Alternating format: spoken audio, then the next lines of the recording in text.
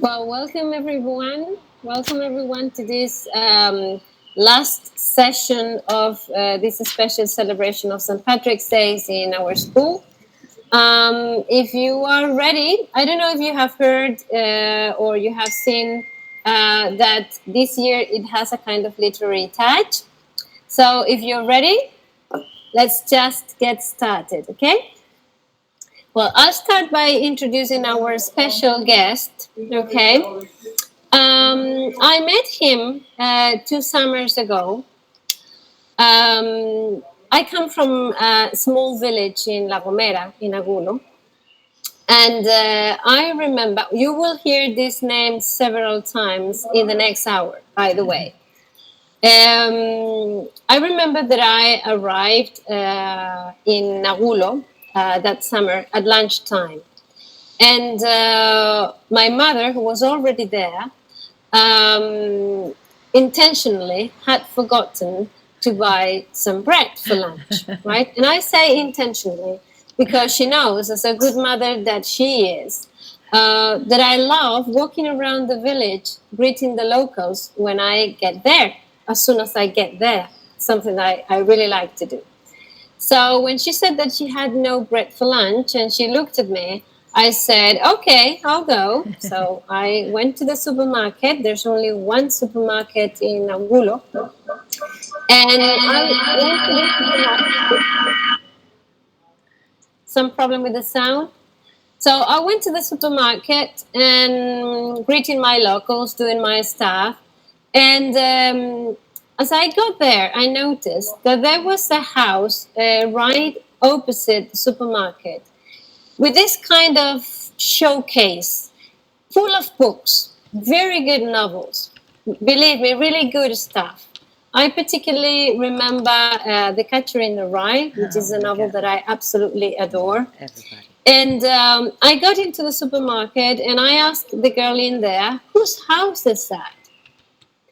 And she answered, it's, am I translated into Spanish, into English now? It's Simon's, the Dutch writer. Don't you know him, Ruth? And I said, no, I didn't know anything about any Dutch writer living here. So that thing, that showcase, it had obviously caught my eye. So I went back home with my greetings and my bread.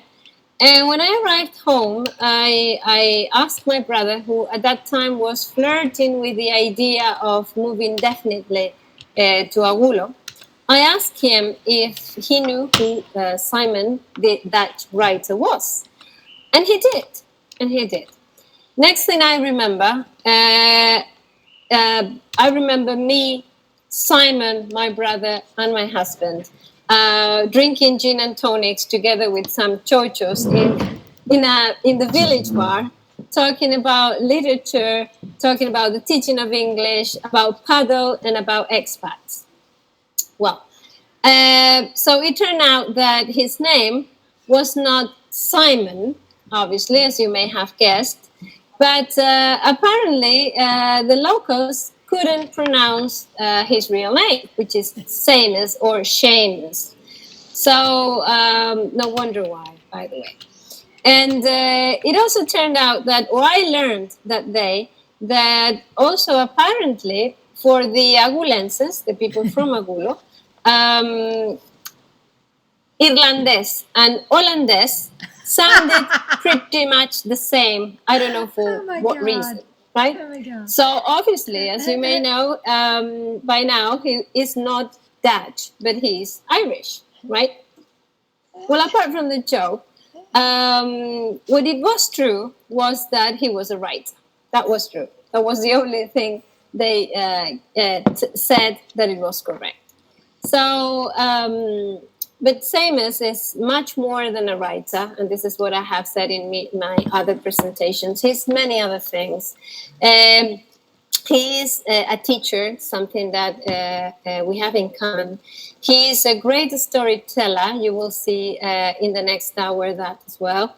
He is a very good listener. This is something I value the most in a friend. And he and I have talked about that several times, that nobody listens to anybody nowadays anymore. And he's also a playwright. He's currently working on the representation of two of his plays in Agulo and Hermigua, which is another village in La Gomera. And he's a novelist, which is the reason why he's here with us today. And apart from that, he has a wonderful family. He has had a very interesting life. He has changed places many times. He has lived in many different places.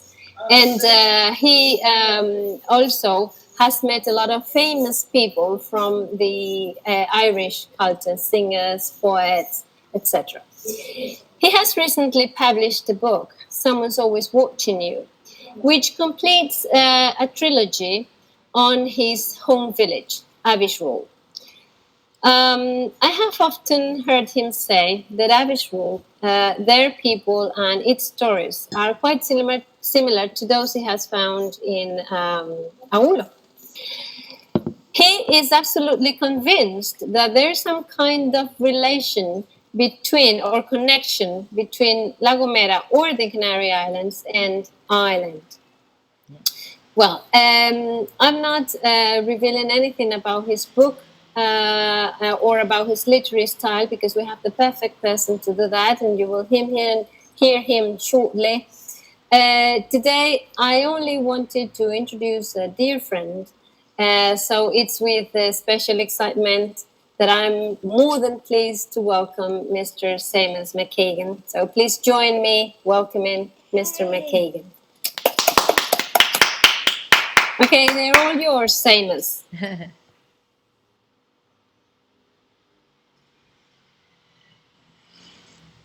Turn on your mic. Yes, but you need to find there you go. A picture of me as well, or do you have it? No, we got it. We got you. Okay, we good. got you. All right. Bola year of Galer Akorja. Welcome to this evening's presentation, largely about my writing, about my Avishrule trilogy, some plays, some poems, excuse me, and so on. Well, many thanks to Ruth and Aurora for great introductions, and it's hard to follow that great act. However, I will try to do so. One moment, please. Well, many moons ago, I was born in Avishrule, a tiny village in the centre of Ireland. The Avishrule has quadrupled in size in my lifetime. And now I'm proud to say that there's about 160 people living there now. Wow. Roughly speaking, about a quarter the size of Agulo, where I live now. But when I was a kid in Avishrule, there were only 41 people living, about 5-6 houses in total. So it was a great community to grow up in, because everybody knew everybody else, and everybody thought that nobody else knew their family's secrets. But as you will see from my writing, everybody knows everything about everybody else, even though you may think you don't. It's part of nature. We love to hear little stories, gossip, rumor, innuendo about our friends and neighbors. And if we didn't have that, we wouldn't have time for a coffee in the morning or a cup of tea, because we would have nothing to talk about. And it's one of the reasons that each morning I go to the village, I go up the village here, Agulo, to have a coffee or two with good friends who tell me wonderful stories about the village, what happened the night before, who was with whom, who wasn't, and so on. And one of the characters that I met when I came to Agulo first, over 4 years ago, was someone that some of your members know very well. Her name is Cruz, and happily she's still with us. Cruz de Lepe was responsible for filling me in on several stories about Agulo, Ermigua, and Lepe. And I owe her a depth of gratitude for how she introduced me to the community here on La Gomera. Well, back to Abishrul and growing up in that area. When I was about 3 years old, I wandered down the fields beside my home place, unknown to my parents, of course, and I wandered into a little house known as Tessa's house, or Teresa. Teresa was a bruja blanca, a white witch, and she had very strange and wonderful powers, mostly to cure ailments and sickness, and particularly for women who were pregnant, had problems with their pregnancy, and so on. And she was amazing how she could handle nature's cures, herbs, and things that she picked in the fields to help people. She knew more about Mother Nature than many doctors of the era.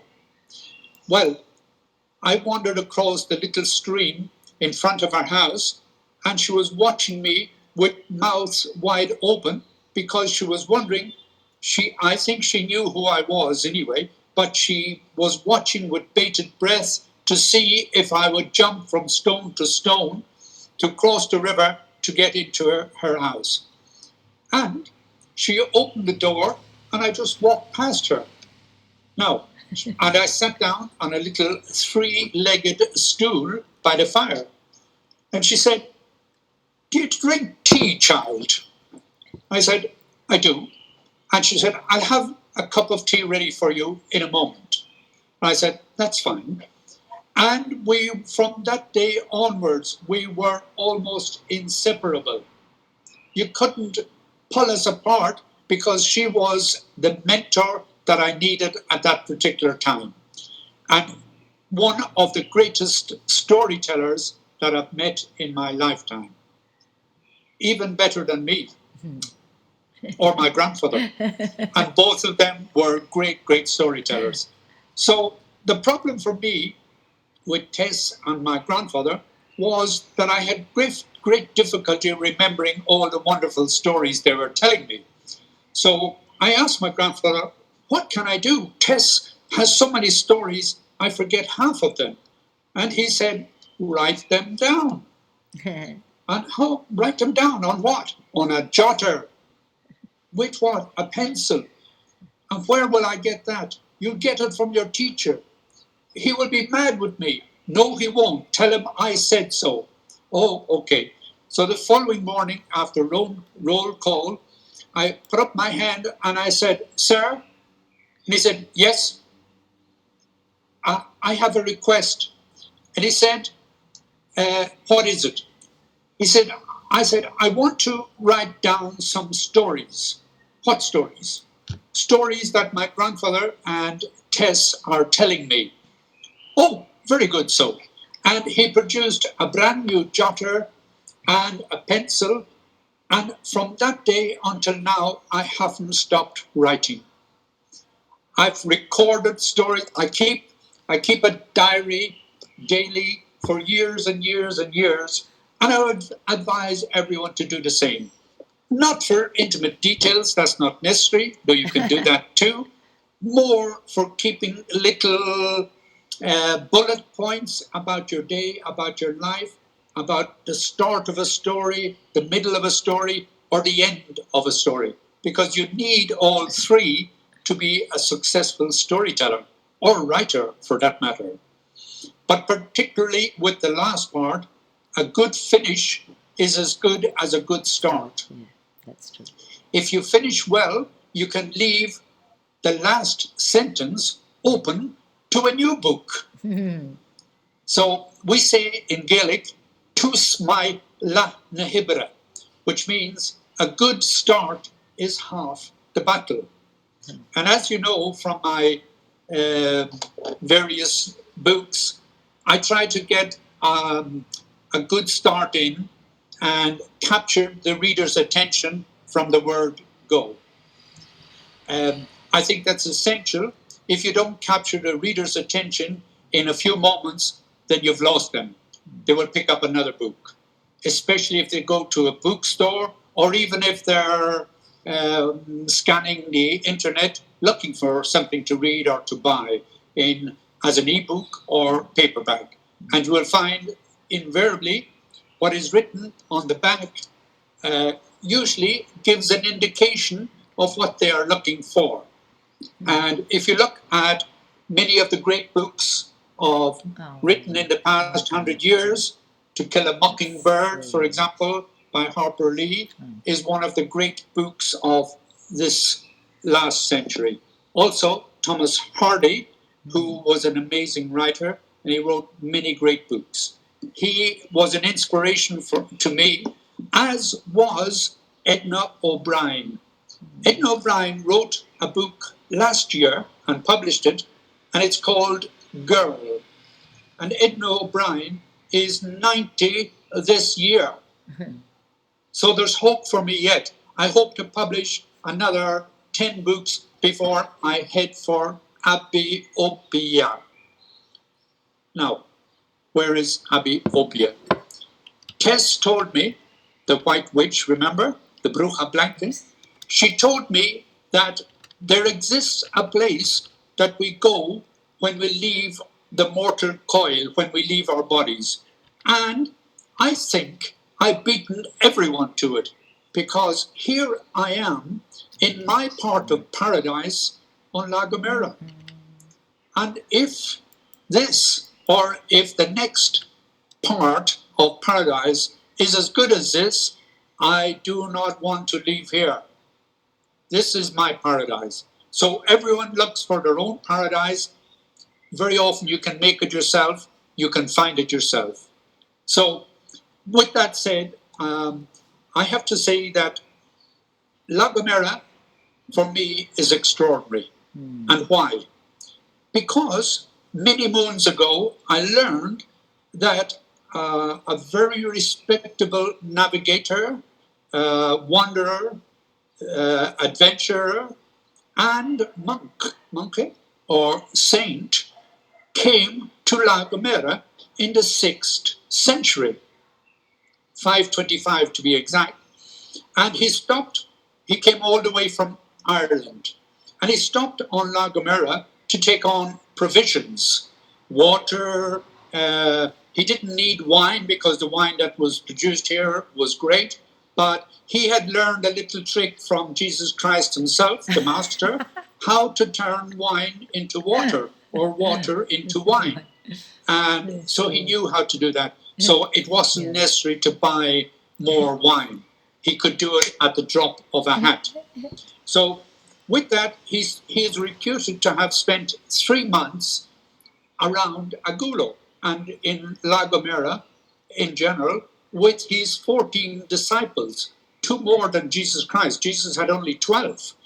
So after 3 months, they decided that it was high time that they set off for America to discover the United States or America in general. And on the way, the worst storm in hundreds of years rose up in front of them and almost drowned them.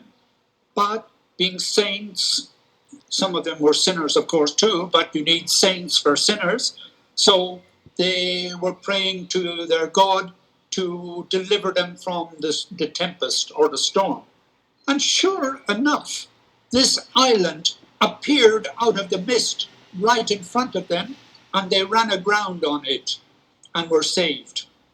And they stayed there for 9 months, long enough for the Queen of La Gomera to deliver the child that was brought on by St. Brendan or San Borondon.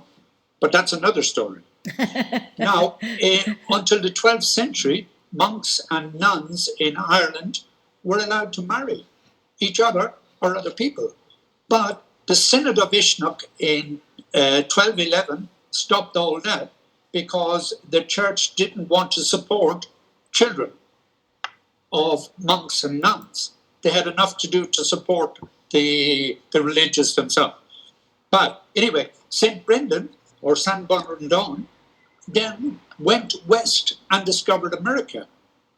So the good people of La Gomera, years after, called this mythical island La Isla de San Borondon, the island of St. Brendan.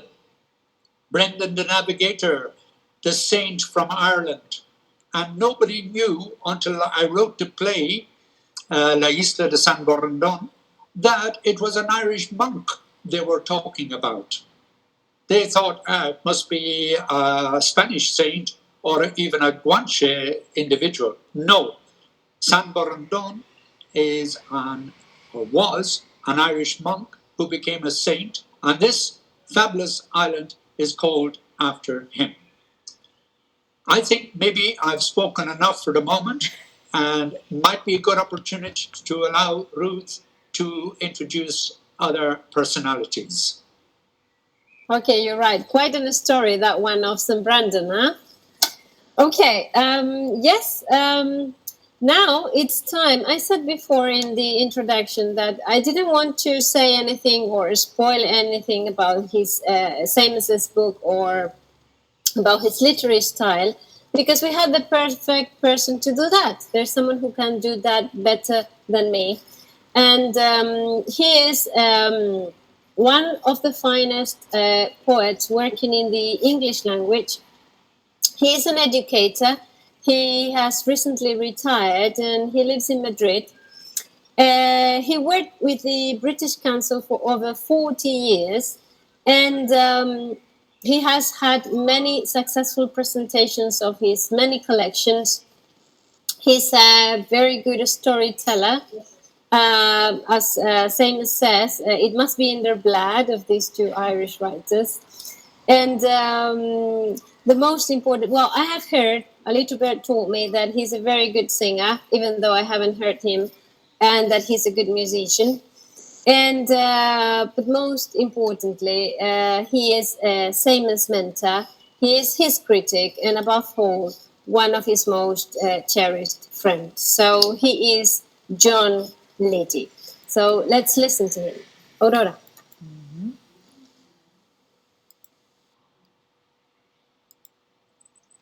I'll begin sort of when I first met Seamus. I think I first met Seamus in a bar which used to be called in Madrid, which used to be called Kitty O'Shea's. Well, before Kitty O'Shea's, it was actually called Café Leon.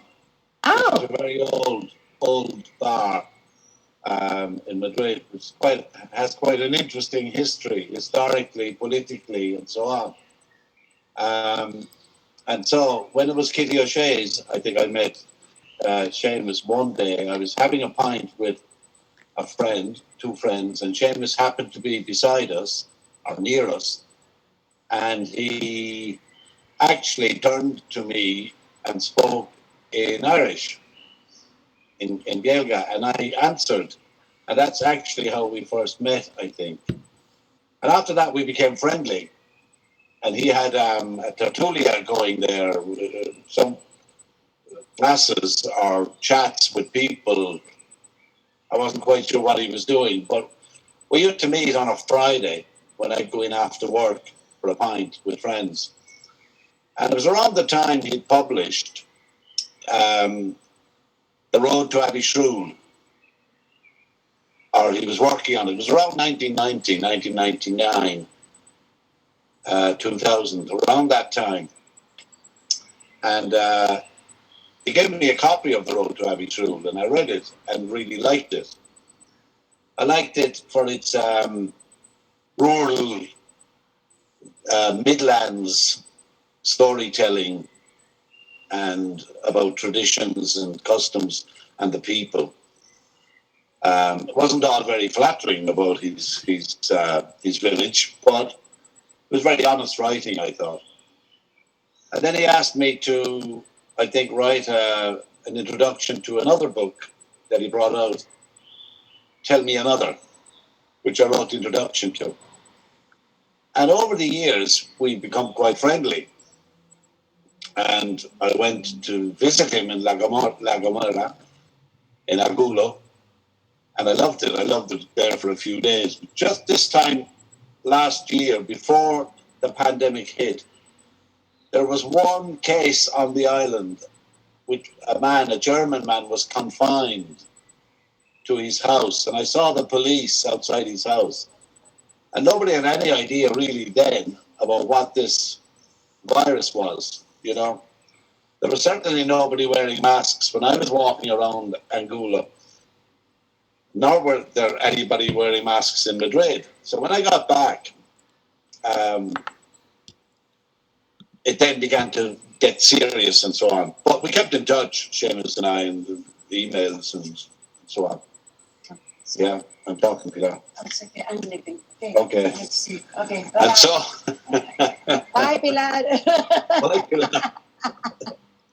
And so he asked me to do the prologue to his latest book, Someone's Always Watching You, which I did. And I, said a lot of things about the book, went into some detail about it because his writing fascinates me in the way that he can tell a story. And I explain why it fascinates me in the prologue. I don't want to let the reader decide for themselves what I mean by how it fascinates me. But I finished that prologue with a sonnet. And the curious thing about this sonnet was, Seamus, as is his wont, asked me to pen a sonnet specially for the prologue. And I began to think, well, I'm not sure what he wants here, But as I was thinking about it, I decided, and the last paragraph explains my approach to the sonnet. One final comment deserves to be directed at James Garcia Caballo's pastoral watercolours. Both the cover and the illustrations are perfect complements to the overall story. They are in themselves unobtrusive but beguiling. And I think that word sums up the novel in many ways. The work, it's beguiling, to say the least, and remind me, along with the tenor of the overall work, of that line by one William Shakespeare. And this line came into my head by Shakespeare from Hamlet. And that line suggests that human knowledge is limited. And this seemed to be apt for what Seamus is exploring in the book. The limits of our knowledge, the underworld we don't know anything about. And the line from Shakespeare is simply, there are more things in heaven and earth, Horatio, than are dreamt of in your philosophy. And the word things jumped out from that line. Many people skip over the word things. Why did Shakespeare use the word things, and what does things mean? And this seemed to, again, to appeal to me in terms of Seamus's work. There are things going on in the book that we don't fully understand. And these things are related to a subculture, an undergrowth, another world, Tess, the fairy world, etc., etc. So these are the things. But there's also a stronger tone to the word. There are more things in heaven and earth. And that led me to the actual sonnet. And I call it, The Thing Is. Now, the phrase, it's like the title is like a phrase. The thing is very common. Bueno, es muy común en España también. La cosa es, y nadie sabe cuál es la cosa. ¿Qué cosa? We don't bother questioning what is the thing. We just take it for granted that it's a thing, the things. And we use the word to describe innumerable aspects of life. see that thing up there? That could be a star. And we don't use the word star, we say thing. For lots of things. Things, again, it's a very common word.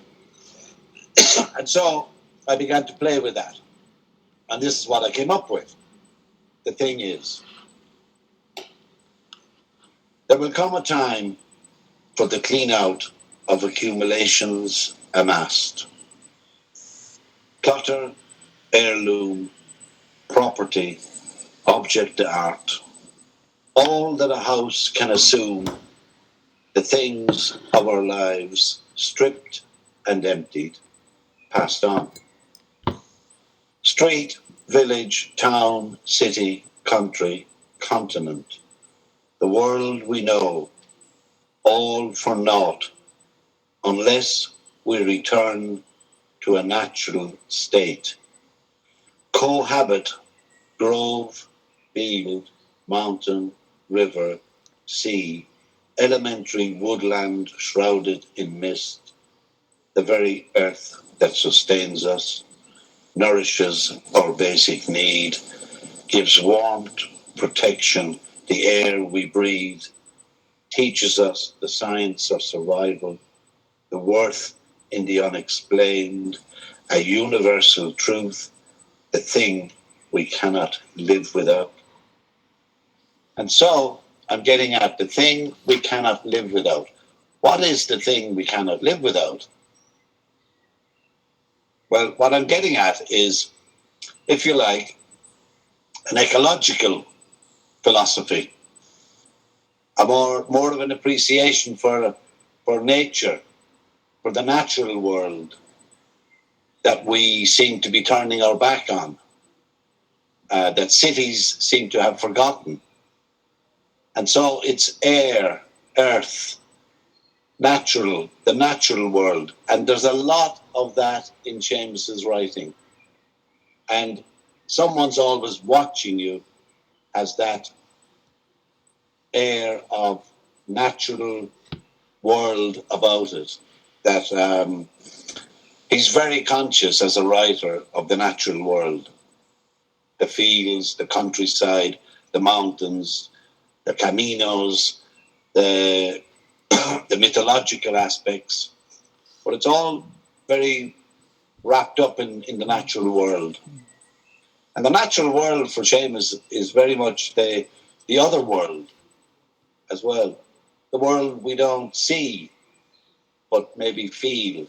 And he's very in tune with that world. It's okay, so thank you. Wow, yeah, this is much more than I expected. Wow, nice view on Thank you. Seamus's work. Okay, so thank you very much indeed. You're welcome. Okay. We'll leave it there. Okay.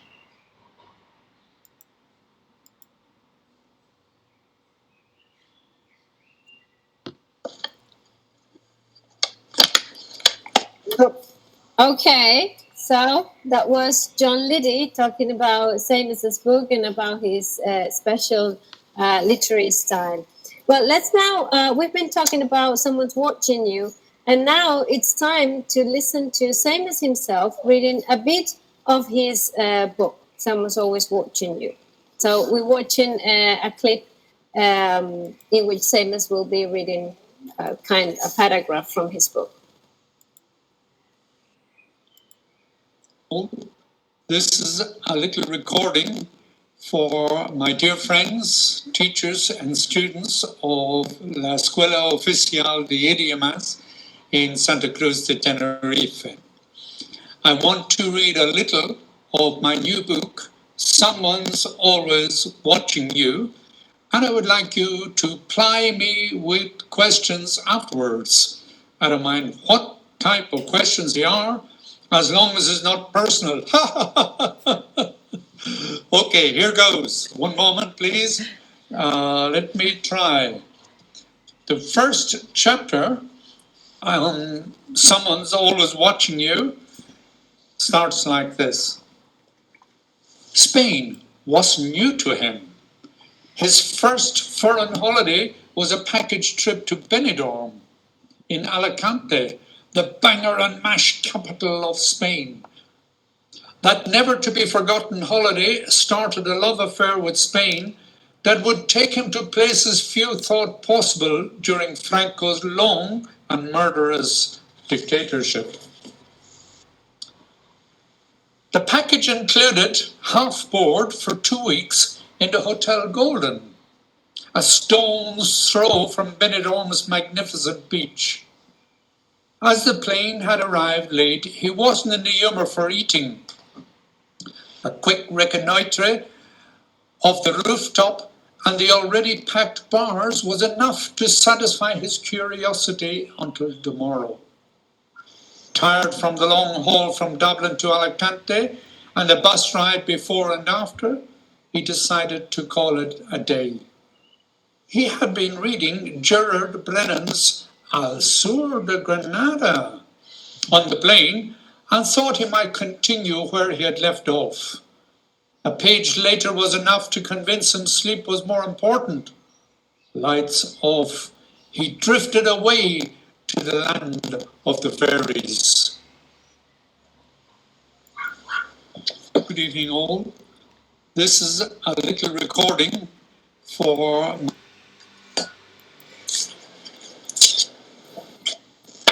Well, and that's it. So, Seamus, would you like to say something before the question time? Yes, okay. I would like to speak about the corollaries between La Gomera and Abishul, or Ireland. Mm-hmm. As you know, La Gomera, of course, you're all from it, especially you, Ruth. And the Canary Islands are very special. They are Atlantic islands, very similar to Ireland, but Ireland is much further north. And it was with this in mind that I discovered La Gomera many moons ago. And I decided, after several visits, that one day I would retire here to La Gomera. And lo and behold, here I am, writing more than ever, busier than a bee, spending hours from early morning, usually up around 6 o'clock, and right until about 8, sometimes 9, sometimes 10, depends on what I'm doing. And I get great inspiration from the people of Agulo and Ermigua. And again, as with John Liddy, Seamus Heaney, and John McGovern, great writers and poets, I found a playwright here in Agulo, of all places, an English playwright. Now, the English may not be my favorite race, but I can forgive them for many things, especially if they are good writers, poets, or playwrights. And Derek Webb is one of the best. He has been my mentor in writing various plays, and even though he wasn't around for La Reina de Corazones that I wrote on my own, he, from a distance, he did help me. And he continues to help me and offers advice on how best to present a good play. I have learned a lot from him, and I hope to continue doing so, even though he only lives here in Agulo for about a quarter of the year. However, when he is here, we often commune, and now I'm busy with rehearsals for La Reina de Corazones in Ermigua, and soon after that I'll present the sequel to that in Agulo of El Regreso del Ermitaño. The hermit comes back, or the return of the hermit. So why and how did I get involved in playwriting? It's a long question, but it goes back to my very early youth when a company called McCormick Travelling Show used to come to our land and put up their tents every winter or early spring, where they would put on several short plays for the locals.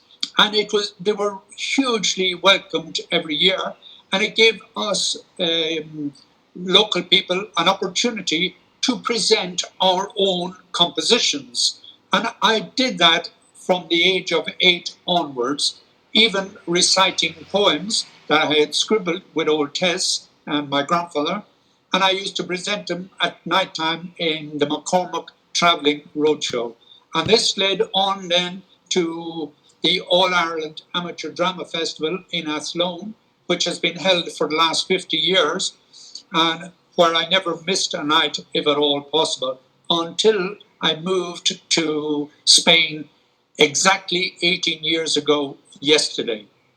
So I'm around for quite a while in Spain, but I love it, and I love the people of Spain because you are very similar to Irish people, open and welcoming.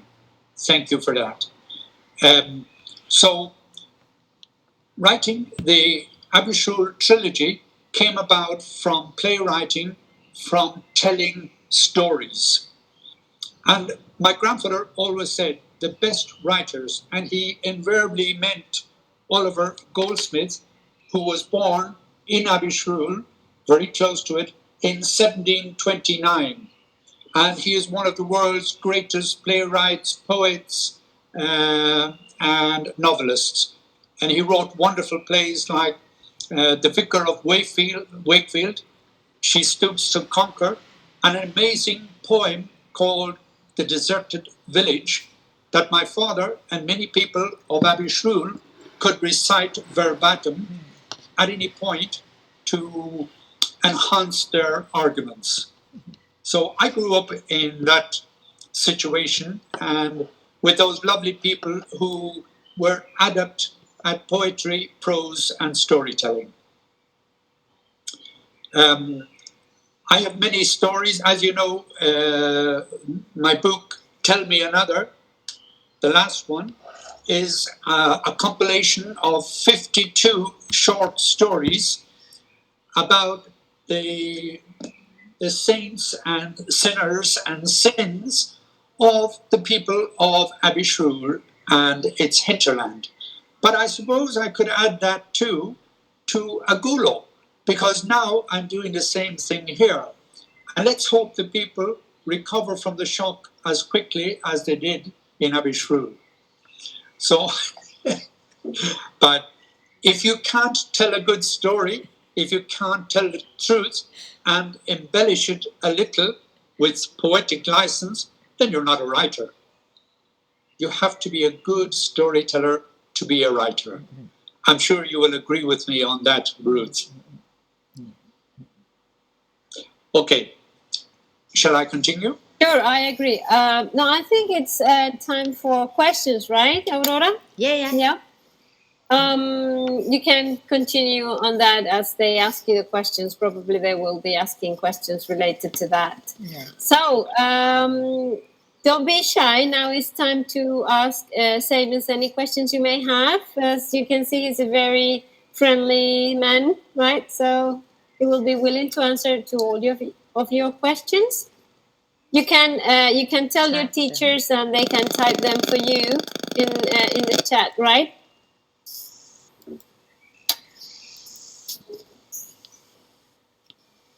Somebody's got a question coming up?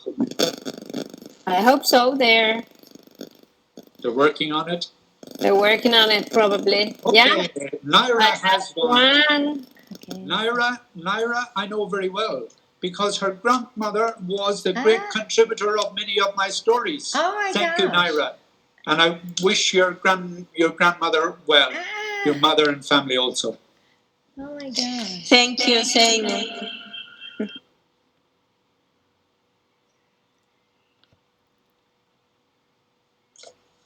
I'm waiting. Yeah, she will have to type it. So probably the students are telling her the questions. Okay. Just give it a second. I'm delighted that Naira is working with you. Mm-hmm. Yes, she is. Oh, that's She's great. been with us for 2 years. You only picked the best. For sure. Okay. And you deserve the best. I would like to know if you write every day or Okay. Yes, I write every day. For many years now, I have a very simple motto. I must write at least one sentence every day. That is my motto. That is what I believe. Of course, I write a lot more than that. I write sometimes up to 500, 1,000 words, 1,500 words a day. And it depends on what I have to do, where my inspiration is coming from, where my story is coming from, and where I plan to go with it. So I do write every day. And if you want to be a writer, if you want to be a successful writer or a writer in general, you have to write something every day. Rather, you should write something every day. In order, it's the regime that counts. And if you don't have discipline, you don't have anything. And a writer needs to be disciplined in order to produce his stories or associated stories. There's another question. When you want to tell a story, do you know the end of a story before you start? That's a good question. That's a wonderful question. And the honest, straightforward answer is no. I rarely know the end of a story when I start it, because I never worry about that. It just seems to unfold. It's as if somebody was writing it with me. For example, Tess, La Bruja Blanca, is often sitting by my side, and she would say something like, oh, I don't think I would use that line, or maybe that finish isn't strong enough, or maybe you should go at a different angle. But no, I do not or rarely know the answer to the tall tale that I'm spinning. And they also want to know if you have any idea about your next book. Yes, I do. My next book has already started. And it's based loosely on a famous poem written by Oliver Goldsmith called The Hermit. As you may have heard, I'm sure you noticed, that I seem to have a soft spot for hermits, being one of them myself, because when you're a writer, you need to shutter yourself away from the outside world, from things that distract you. You have to get into your own corner, in your own place, in your own cave, if you like, and to write your story. And who better than hermits to live in a cave or live alone? And of course, if you listen to them, they have the most amazing stories, as you will learn from my plays, La Reina de Corazones, El Regreso del Ermitaño, and simply put, The Hermit, which I'm actively engaged in writing at the moment. But even you, Ruth, and Aurora, and Naira, will be, I think, a little bit astonished at where this story is going and where it came from. And to be honest, I have no idea where it's going to end. But I'm not in the least worried about that. That will find its own pace. And we will as well. I still remember you want to spend your Christmas, your New Year's Eve in a cave. That's right. That is right. But unfortunately, the weather went against us. But it's pending, and we will do it again in the near future. Sure. There's another question here. Did La Gomera inspire you to write? Yes, it certainly did, because of the association that I had with La Gomera and Ireland and La Isla de San Borondon and St. Brendan himself. And when I found La Gomera, especially Agulo, I met such wonderful people that it inspired me to write greater stories or more stories. And I never run into problems writing because so far I've been very lucky that I've never hit this infamous wall that some writers write about. So far, so good. I'm blessed that somehow my writing seems to flow. So far, so good. Okay, guys, any other question? I can see no more questions. More questions, come on, don't be shy.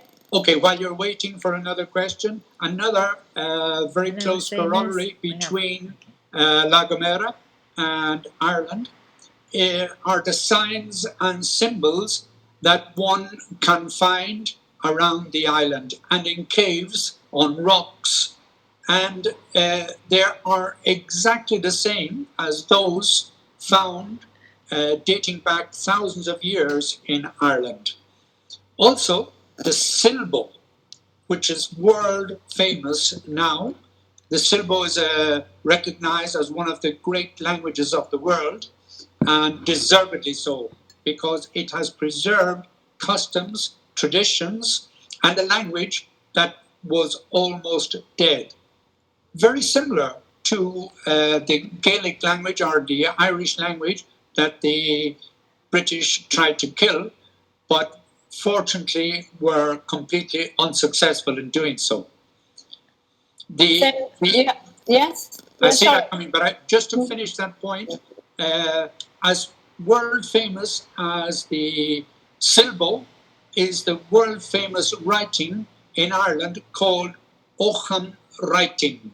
It's the original writing that was written on stone with 26 letters in its alphabet that was deciphered about 120 years ago. And it's a very rich language, one of the earliest languages, written languages of the modern world. Sorry, the question? No, it's okay. Someone says here, hello, Seamus, nice to meet you. We really enjoyed this time with you. We would really like to know from a writer perspective who is a better drinker, people from Ireland or people from La Gomera. Thank you so much for being here with us today. It's been a pleasure. So, okay. Sorry, the question was who was the best writer? The best drinker. Drinker. Or drinkers? Drunkards.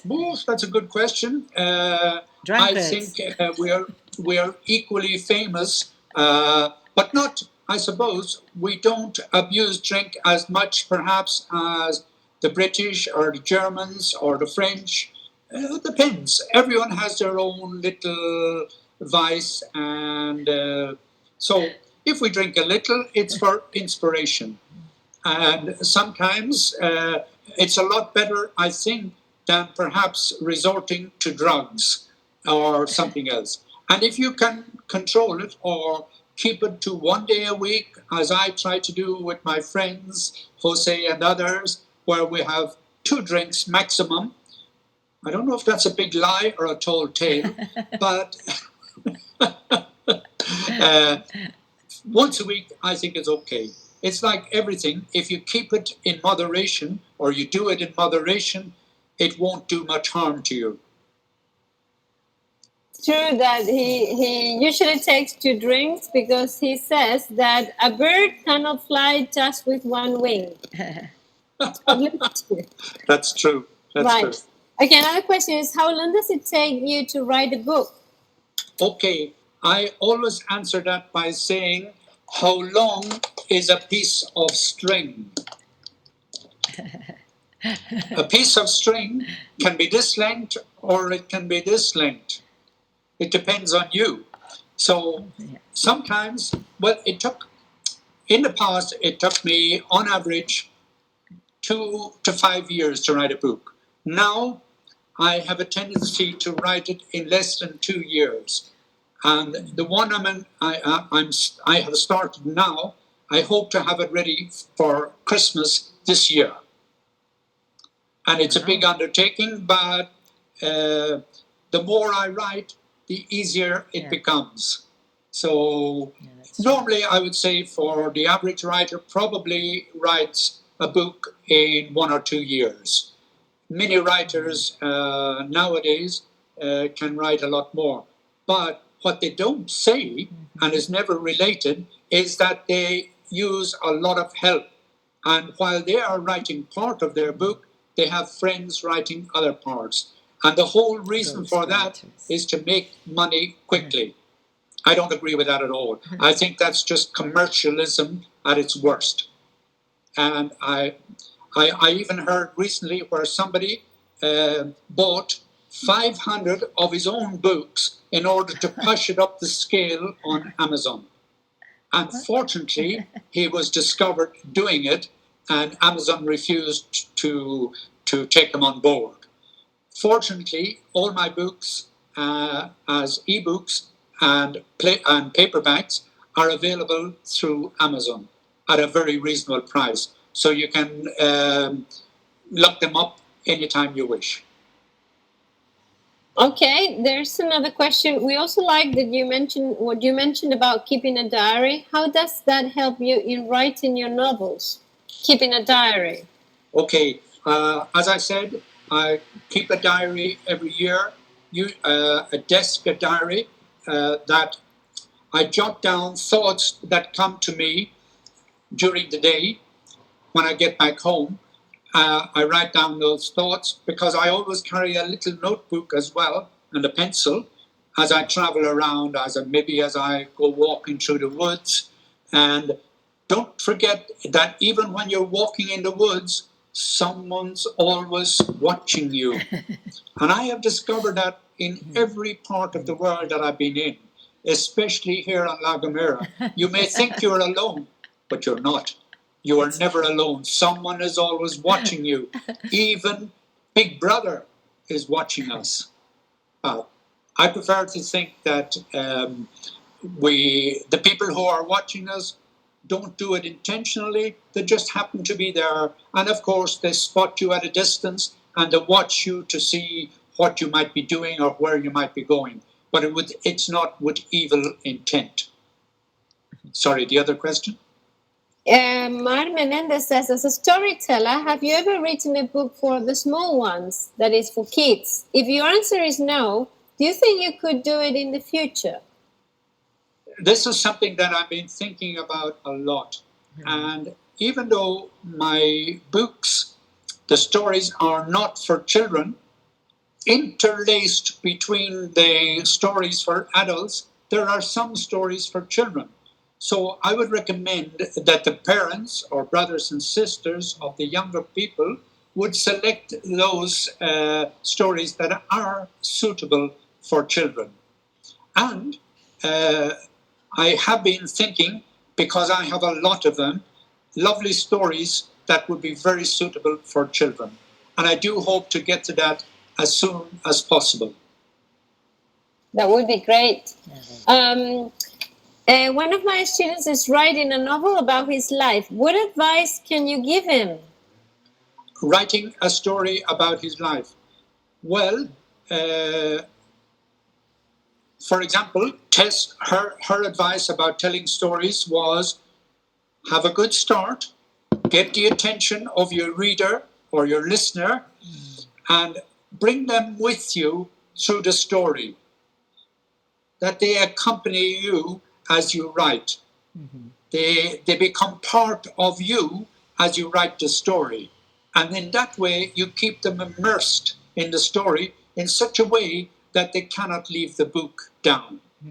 So for somebody as young as I expect this person is that's with you, that has asked this question, I would say the best time to start writing is now. Don't wait for tomorrow. It never comes. Start now. Strike while the iron is hot is an old adage and a very good refrain that I would suggest is a wonderful way to start writing a book. Also, there's one other little tip that I would recommend. Every November, there is a web page dedicated to new writers. And the idea is to write a book in 1 month. A book normally consists of a minimum of 50,000 words. And you have to do that in 1 month. and the website is called Na No Ri Mo, which is an abbreviation for National Novel Writers Month. And it offers a lot of advice, a lot of help, help from people like me who have written books and have lots of advice for people who are starting out on their literary career. The other way for writers to progress is to get involved in the culture of their community. That's it. NaNoWriMo. Okay? And that will be a big help. But getting involved in your local community, especially in the cultural activities of your community, is another great way of writing a book, because you learn so much from the people around you. And as I said before, to be a good writer, you have to be a good storyteller and being able to embellish a story. Very, very nice tips. Have you written any book about La Gomera? If not, are you thinking about it? Thank you, Seamus. Okay, no, I haven't as yet written a book about La Gomera, because many people are doing that. But lo and behold, I've written 2 plays which are equally as good as a book. In fact, very often better, because you have to involve your friends, relations, moneylenders, everything, or anyone who can help you to produce that play. And I have to say I'm very grateful to the Ayuntamiento of Agulo and La Gomera, Ermigua, for the help they've given me in producing La Reina de Corazones and in preparing El Regreso del Ermitaño. And the third one, which I've told you already, I'm started on, is The Hermit. Okay, and the last question, I guess, is, of all your books, which one are you most proud of? That's an impossible question to answer, because you're always proud of your first one. And the first of the trilogy that started me out was The Road to Abishrul. And even though it's unabridged, it's raw, it was never proofread because I wasn't given the time to do so by the publisher. It came out as it was. And so take it as you see it. And I'm sure you'll enjoy it equally as much as Tell Me Another, which I think is my tour de force, which is 52 stories, one for every week of the year, about the saints, the sinners, and the sins of any village in any part of the world. And finally, then, Someone's Always Watching You was brought to me and inspired by the people that I met on La Gomera and in Spain. So I think you will find it quite interesting, because it's largely based in Spain. But the 3 books follow each other. They are a chain. They stand alone, but they're connected. And it's like a chain. Okay.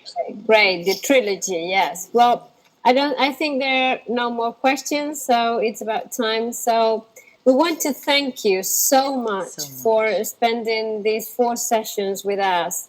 We really appreciate it, that you have shared your time, your tips with our students, and your philosophy of life and everything. So thank you so much. So please, guys, a big round of applause for Seamus, please.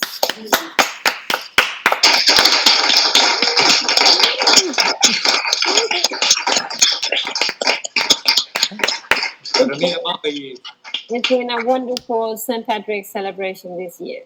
Thank you all, and thank you, Seamus, again, and thank you, Aurora, for her great work and effort doing and making all this possible. Thanks a lot. And thanks to our wonderful MC, Ruth. Thank you, everybody. No. It's Bye, y'all. been a great. Bye.